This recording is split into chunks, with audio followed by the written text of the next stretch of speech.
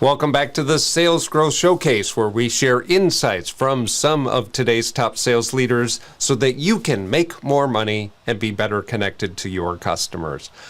I am joined today by a wonderful human being and good friend of mine, Mr. Jim McNeeley. Jim, thanks for being here. Thanks for having me. I really appreciate it. Would you briefly share with us who you are and how you impact others? Well, my name's Jim McNeeley. You just said that. Who I am? I'm a certified public accountant. I work at a CPA firm in Lansing, Michigan, called Maner Costerisan. We are a local firm, have about 140 employees. How I impact others is I lead a team of outsourced accountants, and we provide controllership and CFO solutions for small businesses. Right.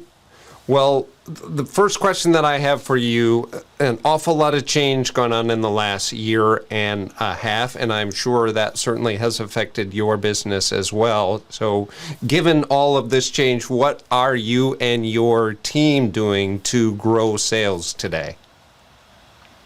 That's a great question. In today's environment, it has been a little tricky getting started. The outsourced accounting role is a role that traditionally has been placing people in an organization to help out with the accounting. And in today's environment, we've found new creative ways to solve that problem by being remote.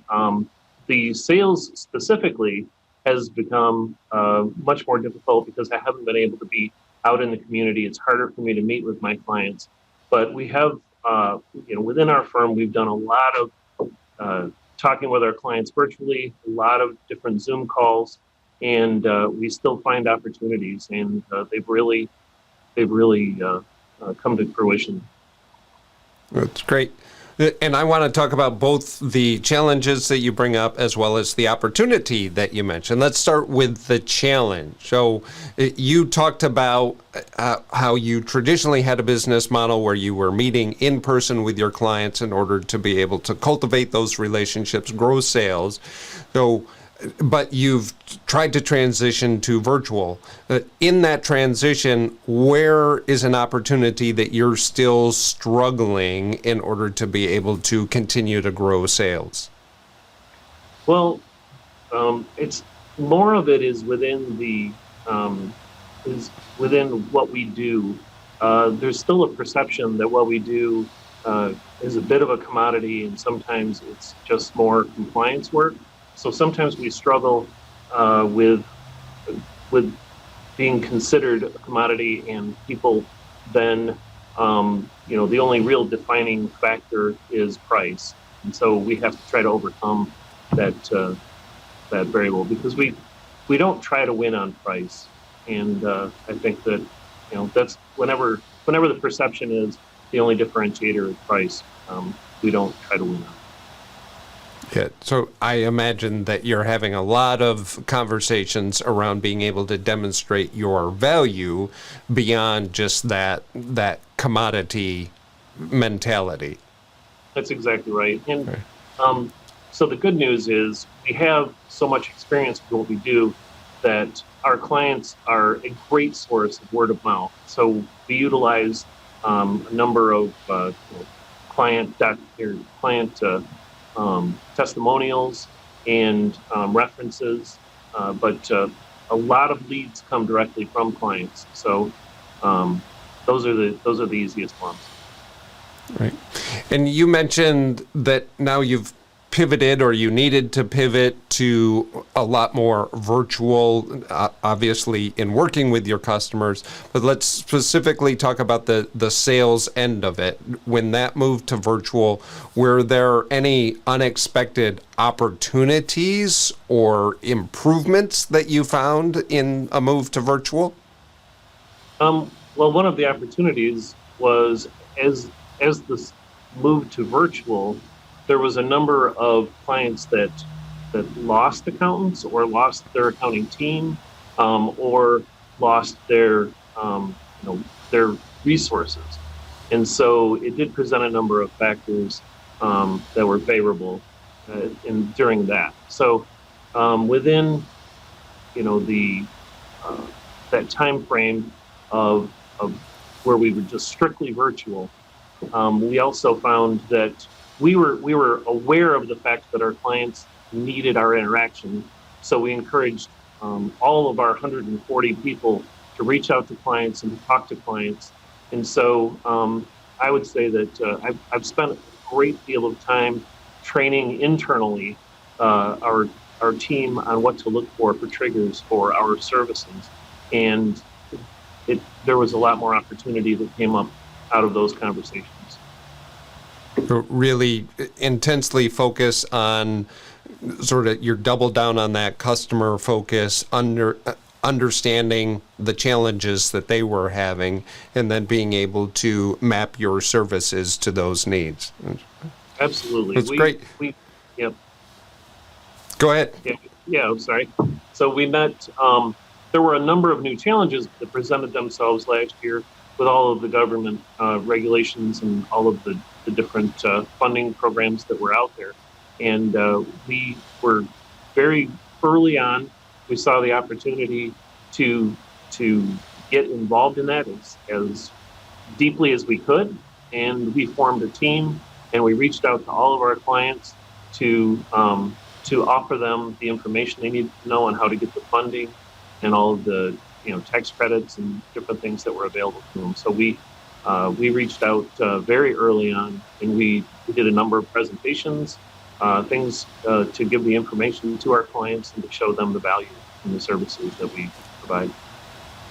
That's great. I love sharing stories of how organizations kind of took on that challenge that this past year has presented most industries, and then being able to quickly adapt and to be able to rise to the occasion to serve their customers. So thanks for sharing that. Oh, absolutely. Now we talked a bit about your customers. We talked about your team. Let's imagine a scenario where you meet a new leader in an organization like yours, in a finance organization, a service organization. They tell you that they're new in role, and they come to you and say, "I want to be really successful, Jim." What is one nugget of advice you would want to share with them? Well, being successful in this role is all about it's all about reputation. And so you have to have the right team in place. And once you get the right team in place, you really need that word of mouth, that referral. You need that that communication through the rest of your firm. You need people to just really believe in the service that you're providing these people. And that's the one thing that I've found the greatest success in, is the fact that I very, very truly believe that we can solve their problems, and we can give them a great solution. And I think that when I'm talking to people about the solutions that we offer, they can feel the excitement from me because I truly believe it, and I truly believe in the team. Believe in your solution, your abilities, as well as have a strong team around you and have a lot of confidence in them. So great advice, and thank you for sharing it. As we wrap up, the things that you shared have been really helpful. I know that they will help the folks that watch this program. Undoubtedly, you know of other leaders, other sales leaders like yourself, that perhaps you'd like to acknowledge and suggest maybe I could reach out to them and invite them on the show. Is there somebody that you would recommend? Sure, absolutely. We have a couple of individuals in our firm that focus primarily on sales, business development. We're not a fan of the S word, but we call it helping or business development. So in our environment, these business development people, they have to have a lot of personality, and they have to have a lot of charisma, go in and face a number of new potential leads. One of the individuals that we added to our firm a few years ago, his name is Tim Bograkis, and he's actually Michigan State University baseball player. A lot of people know who he is and followed him, especially in our area, East Lansing. And so he's got an incredible amount of charisma. He's got a great following. And he has done a phenomenal job in a few short years coming from a non-sales environment to a sales environment. And he's just got a really dynamic personality. Right. Well, I appreciate the recommendation, and I really appreciate you taking the time to join me here on the Business Development Growth Showcase. So,